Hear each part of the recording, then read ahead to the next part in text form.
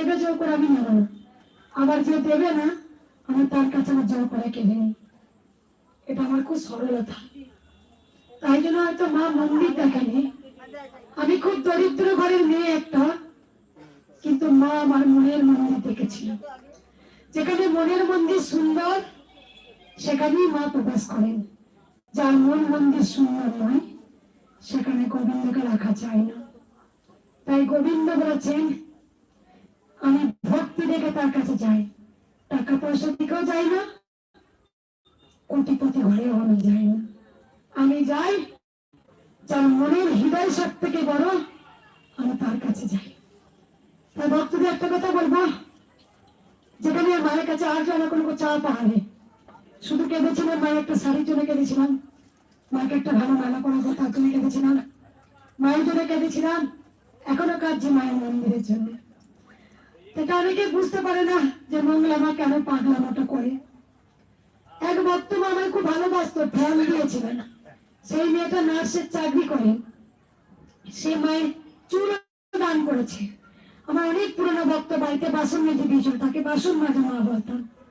একদিনকে এখানে বসে প্রণাম করছে, আমি কিন্তু জানি সে কিন্তু খুব নিষ্পাপ সরল, আমি কিন্তু অনেক কিছু দেখতে পাই, কিন্তু আমার ভেতরের কি চলে কি সেটা আমি কাউকে প্রকাশ করে বলতে চাই না। আমি আমার কালকে মহাদেবকে আমার স্বামীকে জিজ্ঞাসা করছি, আচ্ছা আমি কি নিশ্চয়ই কিছু পুণ্যি করে এসছি? আচ্ছা আমি কে, আমি কেন বেলা? ও আমাকে বলছে বাবা খাবার কি জানতো সে বাবা কাপা হবে? কমলাকান্ত কি জানতেন তিনি কমলাকান্ত হবে? পরমাংশদেব তিনি কি জানতেন পরমাংশদেব হবে? তাদের মন ছিল শিশুদের মতো, পাগলামো করতো বেশি।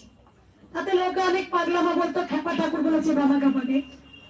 তোমার পরিচয় তুমি কোনদিন জানতে পারবে না, তুমি কেন এলে ধাঁধাবে? কেনই বা মা তোমার কাছে এলো? কেনই বা নাম প্রচার হলো? কেনই বা কৃষ্ণকালী মা ছোট্ট বাচ্চারা ফেলে?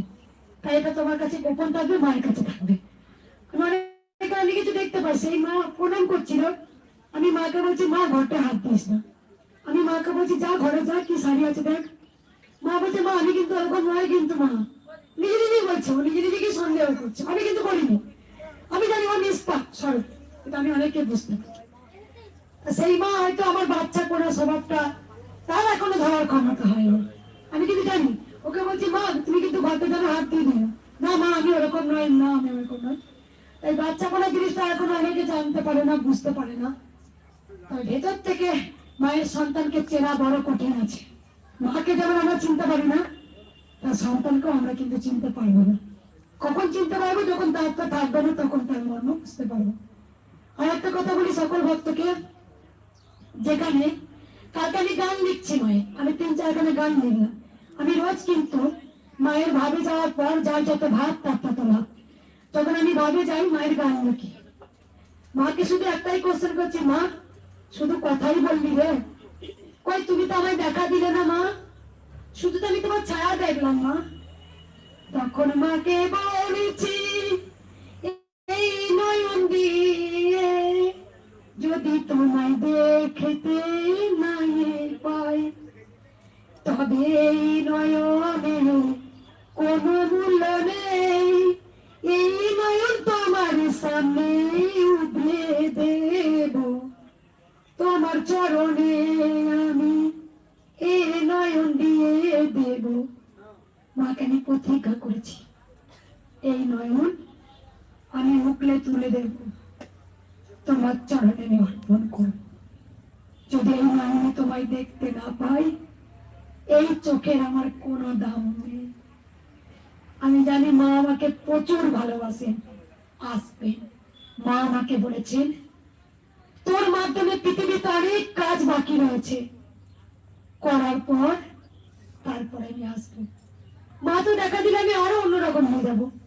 তাই আজ দেখো ধরাধামে কত দুস্থ অনাথদের কত অত্যাচার চলেছে, তাদেরকে তাবিজ কবজ বিক্রি করে জলপা তেলপা দিয়ে কত অসহায় মানুষকে ছিঁড়ে খুঁড়ে খেয়েছে। তাই আজকে মঙ্গলা এসে সেই মুখোশ ছিঁড়ে ফেটে পড়েছে। শুধু একটা কথাই বলেছে, তোরা জয় কৃষ্ণকালী মায়ের নাম জপ কর, তোরা গোবিন্দের নাম নে, পরমাত্মার নাম নে, গিরিধারীর নাম নে। গিরিধারী রামলালা, হে মধুসূদন, হে গোপাল, হে ভগবান কৃষ্ণ হে নন্দলাল, তোমরা তার নাম নাও, বদলে তার নাম নাও, সকাল সন্ধ্যে তার নাম ধ্যান করো, দেখো সেই তোমাদের উদ্ধার করে দেবে। সেই জন্য তো মনে আমি এত সত্য। তাহলে শত্রুকে আমি আহ্বান করি আর মায়ের কাছে প্রার্থনা জানাই, মা শত্রুকে অনেকদিন বাঁচিয়ে রেখো, ভালো রেখো, সুস্থ রেখো, তাদেরকে শত্রু করার আরো মানসিকতা দিও, তাদের মস্তিষ্ক সুস্থ রাখো। কেন জানো? আমাদের শত্রু এলে কি করি আমরা? শত্রুকে বলি তো মর মর, মরতে পারি না, অন্ধ হতে পারিস না, খোড়া হতে পারিস না, কৃষ্ণকালী মা তুই খোড়া করে বলি তো।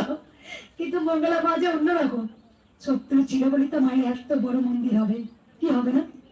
শত্রু থাকলে মনে অনেক জ্বালা থাকে, কি শত্রু থাকলে পরে কি হয় জানো? ভেতরে একটা আগুন জ্বলে, আর আগুন না জ্বললে তুমি রথটাকে কোনো মতো লোহাকে পুড়িয়ে তুমি যন্ত্র করতে পারবে না।